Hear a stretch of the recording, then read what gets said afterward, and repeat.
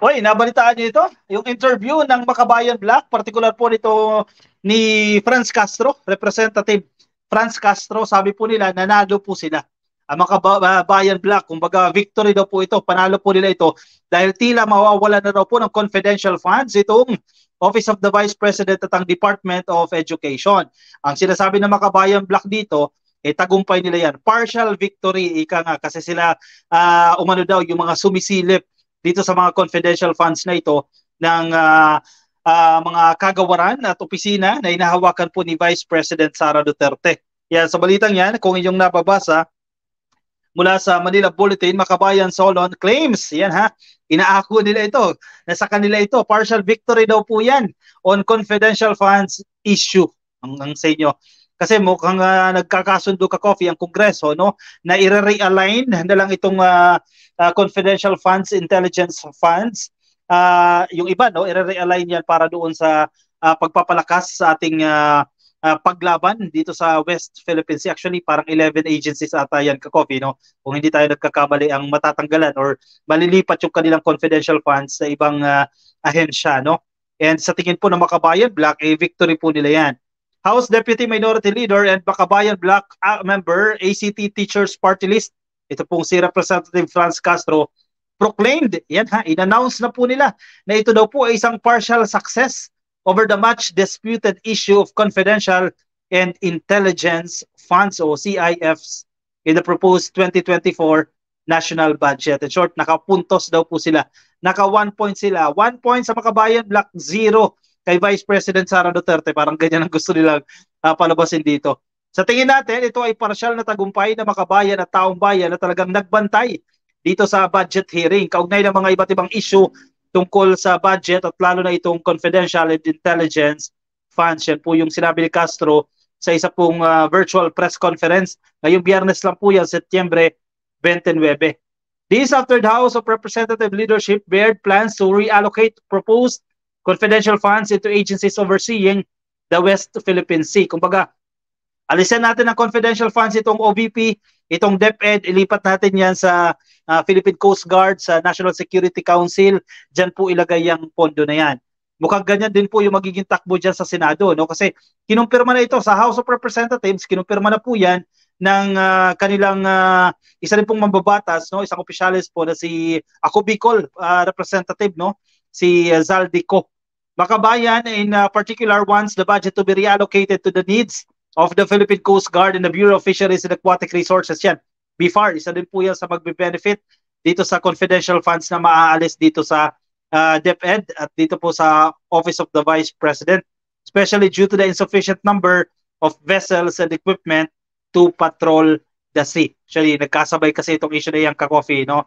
Dito sa issue sa West Philippine Sea, sumabay pa itong budget season at napulaan itong kampo ni Vice President dahil sa kanilang paggastos dito sa confidential funds na lumalabas sa 11 days lang. Pero sinasabi naman ka-coffee ng kampo ni VP Sara, inaccurate po yung 11 days na yan.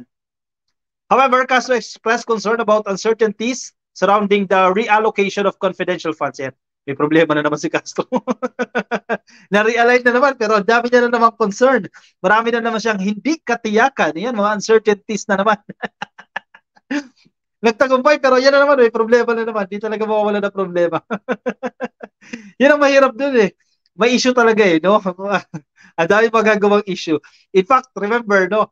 Ang ombudsman, walang confidential funds. No? Maliit yung confidential funds. Yung iba, wala. No? Hinahanapan nila, hindi raw ba naisipan yung mag-request. Ano ba talaga? Kung meron, pinoproblema. Kung wala, ini-issue. Pati si Raul Manuel, isa din yan eh. Babantayan natin ito dahil kahit sabi ng liderato ng Kongreso na sila ay nagkakaisa para sa reallocation or reallocate ang mga budget na ito para wala na po tayong nakikita na nakasulat kung paano ito i-reallocate. May problema na naman po si Castro dito. Castro said the 3-member Makabayan Black, ito, 3 na lang po sila kasi dyan eh, condemned the plan of initial reallocation of funds to the National Security Council. Yan. Ano ba talaga?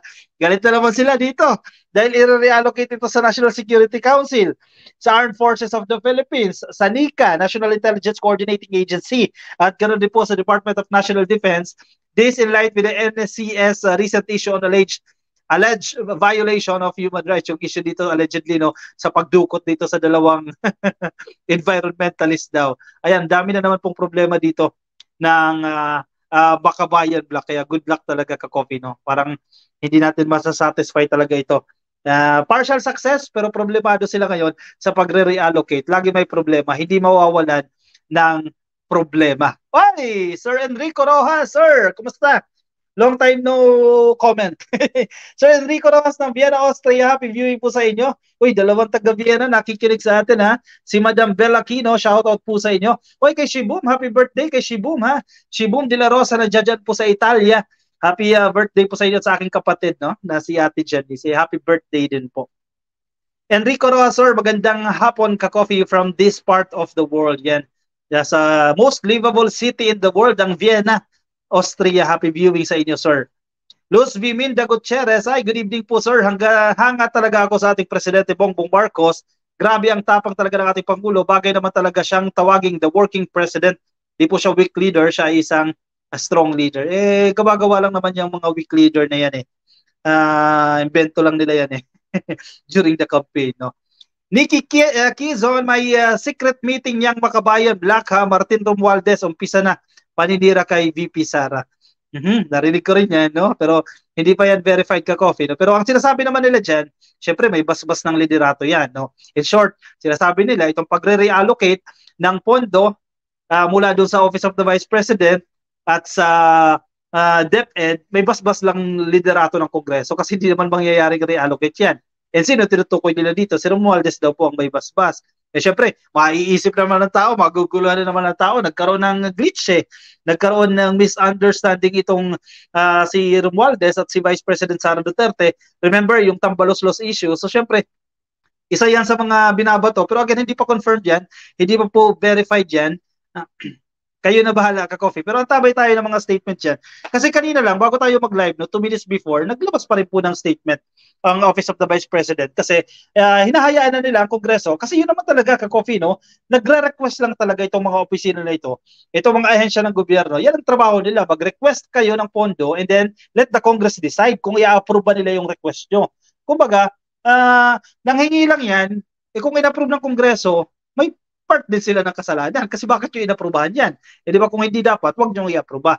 Di ba? Pero sinasabi ng Office of the Vice President dito, ng kampo ni VP Sara, pinapanindigan pa rin nila yung kanilang proposed budget doon sa 2024 kasi ayaw nila maging spare tire lang ang dating. Sabi ni VP Sara, gusto nila magkaroon ng mga programa na magiging long-lasting yung impact o pangmatagalan po yung magiging impact sa taong bayan. At sa tingin nila, baka tutulong itong confidential fund sa mga programa na ito. Adelmo Velasquez, magandang gabi sa inyo. Kay Ellen Agkawili Echore, good evening ka-coffee. I'm watching here in Doha, Qatar. Keep safe. Maraming salamat po sa inyo. Si Mary Grace Zenara Zemora. Hi po, Sir Joey. Oy, nag-Sir Joey sa atin. Kilala ito tayo ni ma'am. Happy viewing sa inyo, ma'am. Ha? Kay Ilis Kaasi, shoutout po sa inyo. Marami tayong viewers sa Facebook ngayon. Ha? Nakikinig ngayon sa Facebook. Ang saya ko naman ngayon. Happy ako ngayon. Ha? Dahil marami tayong ka-coffee na nasa Facebook. Sana po, maka-click lang po kayo ng follow, maka-like lang po kayo dyan. Marami sa atin kasi hindi pa naka-like, hindi pa naka-follow sa Facebook. Ayan, i-click nyo lang po yan.